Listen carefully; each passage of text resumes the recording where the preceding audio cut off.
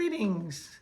I'm Linda Schiller Hanna, and you arrived at Inner Kid Keto, segment 81.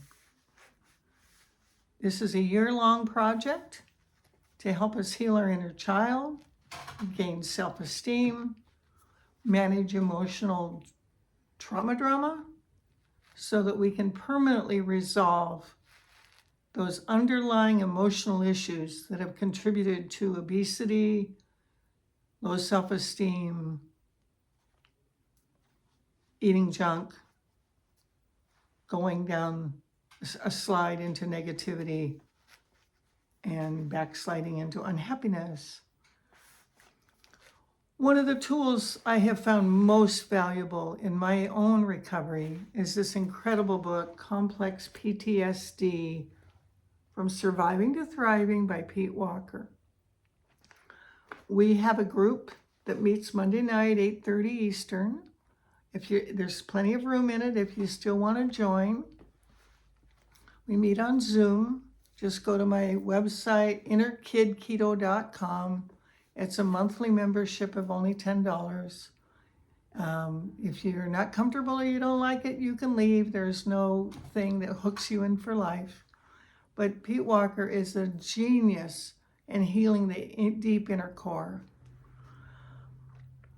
One of the things he talks about that a lot of us get into is perfectionism. And I'm going to read a little bit out of this book. He has some positive messages about perfectionism attacks. And this is page 170 and 171. Just these 2 pages are worth reading Pete Walker. You'll hear it in just a moment. The reason I'm going to put this out here for you now is so that you could listen to this at bedtime as you're drifting off to sleep, to have this as kind of a self-hypnosis process, so that you begin to work with these thoughts, these messages, to bring down the alarm on hyper negativity on yourself and ease into softness, safety, and gentleness. Now, those of you who are new, this is little Linda, and I've got little Linda holding a sun today because we are going from the negativity in the dark into the light. And I'm going to say a what do they call it? You know what it is? Those thoughts that every time you hear the word sun, think of a sun, look at the sun, you will be triggered, a post-hypnotic suggestion, that's it. You will be triggered to think gentleness, positivity, relief from perfectionism, okay? So this is a subliminal embedding technique to have all of us hold higher thoughts, loving thoughts, positive thoughts. So now I'm going to have you lean back into your comfort zone. This video is at about 3 minutes, 45 seconds. And if you want to ever fast forward to this place again, you can start there. And I'm going to be reading the Perfectionism Attacks out of this Pete Walker book.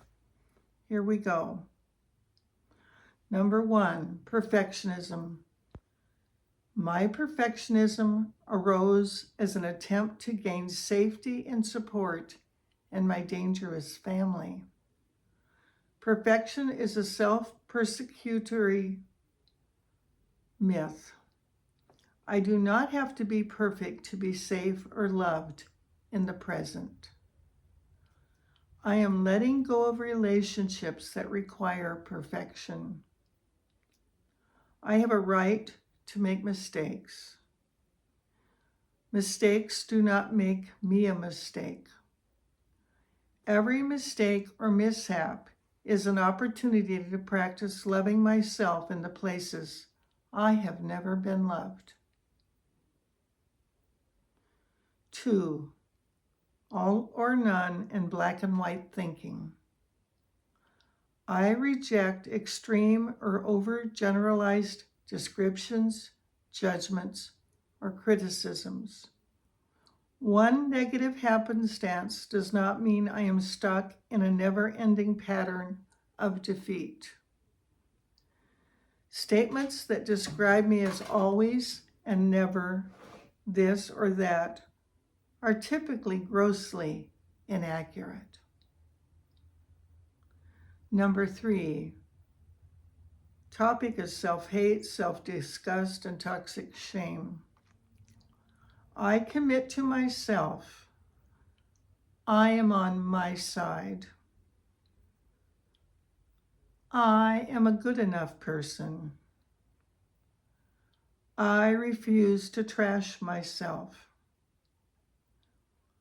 I turn shame back into blame and disgust and externalize it to anyone who shames my normal feelings and foibles.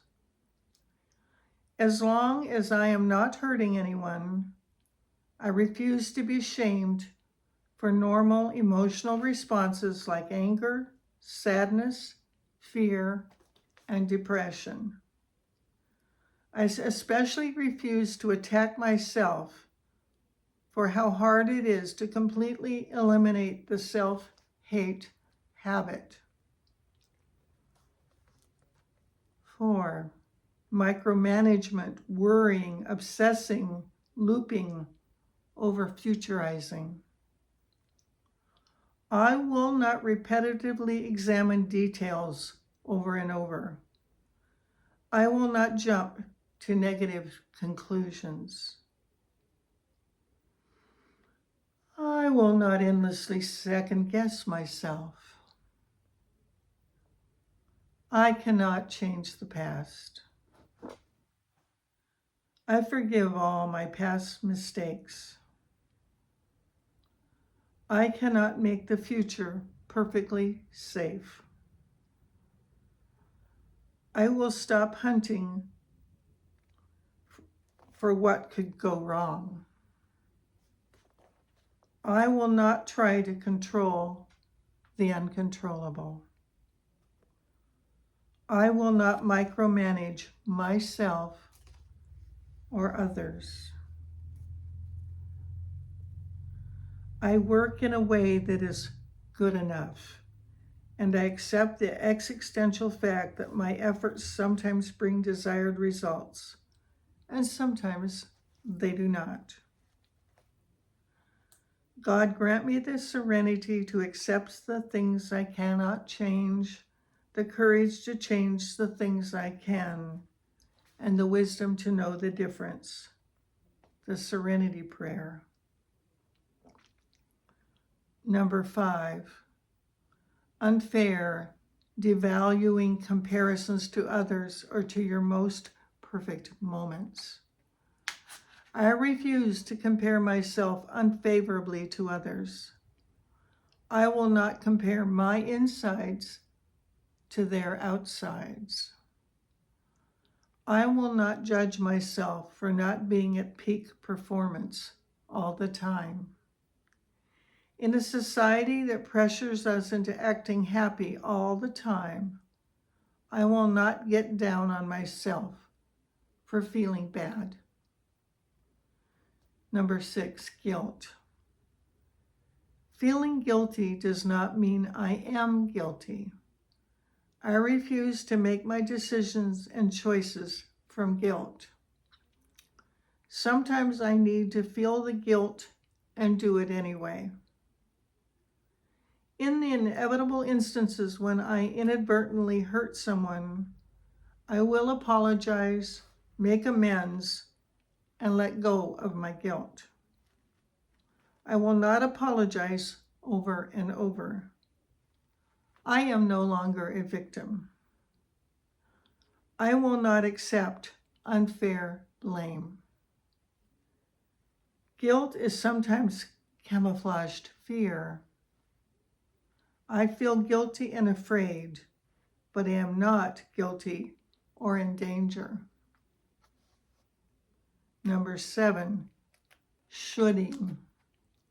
I will substitute the words want to for should, and only follow this imperative if it feels like I want to, unless I am under legal, ethical, or moral obligation. Number 8, overproductivity, workaholism, busyholism. I am a human being, not a human doing. I will not choose to be perpetually productive. I am more productive in the long run when I balance work with play and relaxation.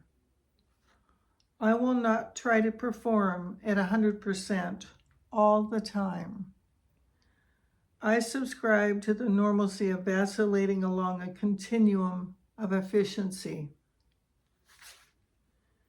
Number 9, harsh judgments of self and others, name-calling. I will not let the bullies and critics of my early life win by joining and agreeing with them. I refuse to attack myself or abuse others. I will not displace the criticism and blame that rightfully belongs to my dysfunctional caretakers onto myself or current people in my life. I care for myself. The more solitary, the more friendless, the more unsustained I am, the more I will respect myself. Jane Eyre.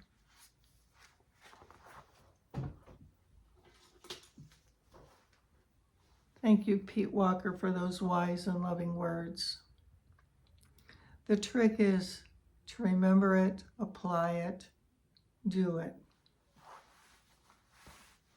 No one could pull this off in a day or two or even a week or two, especially if you come from a dysfunctional history. Nevertheless, a gentle, loving repetition of this message could become a wonderful healing tool in your life. If you prefer to put these words in your own voice, so much the better. You can get the book, Complex PTSD, From Surviving to Thriving, and open it up and create your own message. There is a recording device on most YouTube iPhones, many other ways, and you can pipe it to yourself, especially while resting or sleeping, to get good results. So I've got little Linda here holding up the sun as our kind of memory jog, that if you hear the word sun, think the word sun, that's going to immediately put you into sunny thoughts, or see the sun. Remembering to love yourself just as you are right now. And so be it. For this we do give thanks. You may drift off to sleep if this is what you're doing at bedtime, trusting that every repetition of this message will go deeper and deeper into your subconscious and make it easier and easier to act in accordance with these more positive, self-loving thoughts. All right, sweet dreams, baby. Take care and good night.